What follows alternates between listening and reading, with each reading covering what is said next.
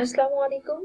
Welcome to new lecture, and in this lecture we will do question number 1 of exercise 1.3. As we have discussed about the factorization in previous grades, here we will factorize the complex polynomials here. आप देख सकते हैं कि यहाँ पे एक quadratic equation given है, that is pure quadratic, और यहाँ पे z वेरिएबल इन्वॉल्व है. ठीक है, तो हमने इसकी फैक्टराइजेशन करनी है. सबसे पहले वर्किंग क्या करनी है, देखिए दो नंबर्स गिवन है और इन दोनों नंबर्स को फैक्टराइज करना है आपने. ठीक है, मतलब यहाँ पे z स्क्वायर और 169 गिवन है. ठीक है, अच्छा अब देखिए ए स्क्वायर माइनस बी स्क्वायर का फार्मूला से हम ऑलरेडी फेमिलियर हैं. ठीक है, हम यही फार्मूला को यूज करते हैं, बट ये है कि हम देखते हैं कि बेसिकली उसको कैसे यहाँ पे अप्लाई करना है. तो यहाँ पे जी स्क्वायर मौजूद है, मिड में माइनस साइन होना चाहिए, तो उस माइनस साइन के लिए हम यहाँ पे आयोटा स्क्वायर को इन्वॉल्व कर लेते हैं. आयोटा स्क्वायर -1 के इक्वल होता है, तो ये देखिए यहाँ पे भी एक नेगेटिव साइन कंसिडर करते हैं. आपको ये क्लियर होना चाहिए कि जी स्क्वायर माइनस ऑफ 169 -1 हम लिख सकते हैं. तो इस -1 की जगह ना बेसिकली हमने आयोटा स्क्वायर कंसीडर किया है. ठीक है, क्योंकि आयोटा स्क्वायर -1 के इक्वल होता है. अब अगर हम फॉर्मूला यूज करते हैं तो जी होल स्क्वायर तो है already, but this is 13 iota whole square. ठीक है, आपने क्या करना है, इसको एक दफा प्लस में means z plus 13 iota and z minus 13 iota की फॉर्म में हमने एज इट इज लिख देना है. ठीक है, अब हम मूव करते हैं इसी के सेकंड पार्ट की तरफ, और सेकंड पार्ट में हम देख सकते हैं कि हमें जो वैल्यू गिवन है वो भी सेम इसी फॉर्म में है, 2z स्क्वायर प्लस 18 गिवन है. ठीक है, वी कैन सी हियर, यहाँ पे हम 2 कॉमन ले सकते हैं.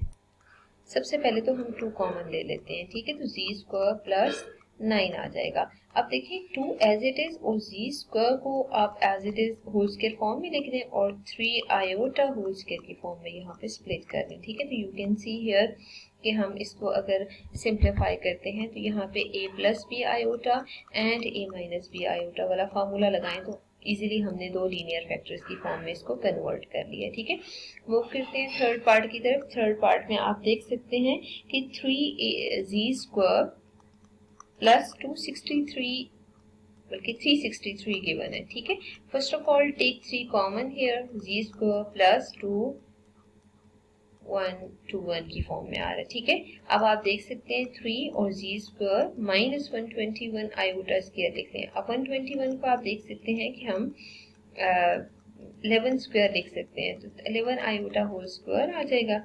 और फिर आप इसको सिंप्लीफाई करें तो z plus 11 iota and z minus 11 iota इसका सोल्यूशन आ जाएगा. ठीक है, तो मतलब जब भी हमने क्वेश्चंस को सिंप्लीफाई करना है तो बेसिकली आपने देखना है कि किस तरह लीनियर फैक्टर्स में हम कन्वर्ट कर सकते हैं. ठीक है, मूव करते हैं हम फोर्थ पार्ट की तरफ. फोर्थ पार्ट में जी स्क्वायर प्लस 3/25 आ रहा है. ठीक है, अब देखिए हमारे पास दो टर्म्स आ रही हैं. सबसे पहले तो जी स्क्वायर माइनस 3/25 आयोटा स्क्वायर हमें कंसीडर कर लेना चाहिए.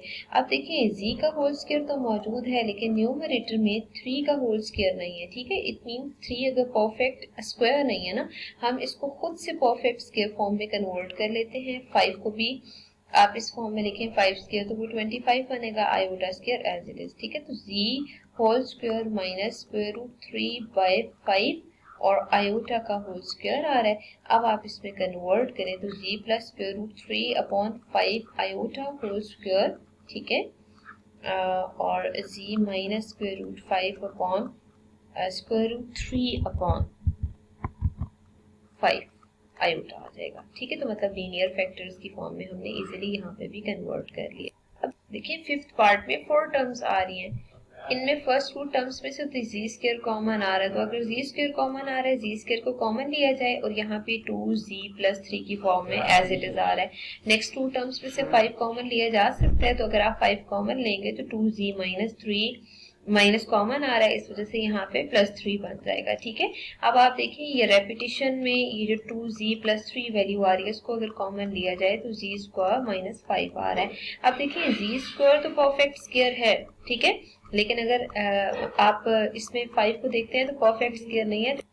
इसको आप परफेक्ट स्क्वायर बनाने के लिए इस फॉर्म में लिख लें. ठीक है, again a plus B into a minus B वाला फार्मूला यूज करें तो z प्लस के रूट 5 एंड z माइनस के रूट 5 की फॉर्म में आपने इसको लीनियर फैक्टर्स में इजीली कन्वर्ट कर लिया है. ठीक है, तो यहाँ पे आप देख सकते हैं 3 लीनियर फैक्टर्स आ रहे हैं.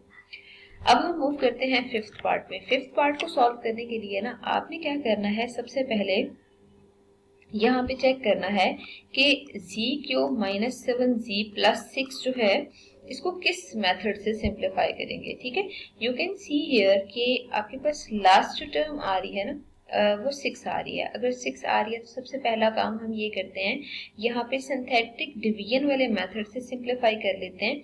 तो यहाँ पे आप 1 लिख रहे हैं, z² वाला कोफिशिएंट मिसिंग है, 0 लिख रहे हैं, माइनस 7 एंड 6 अब 6 के फैक्टर्स में से अगर हम यहाँ पे +1 कंसीडर करते हैं, 1 as it is 1 1 1 and minus 6 को यहाँ कंसीडर करें, यू कैन सी हर रिमाइंडर इज 0।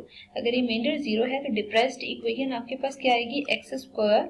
वैसे x वेरिएबल होती तो यहाँ पे z वेरिएबल है, it means z² plus v minus 6 आ रहा है। ठीक है, इसकी फैक्टराइजेशन कर लें तो z² और यहाँ पे 6 के लिए आप 3z माइनस 2z कंसिडर कर लें, माइनस 6 z कॉमन लें तो z प्लस 3 और माइनस 2 कॉमन लें तो z प्लस 3 आ रहा है। ठीक है, तो यहाँ पे आप देख सकते हैं फैक्टर्स में एक आ रहा है z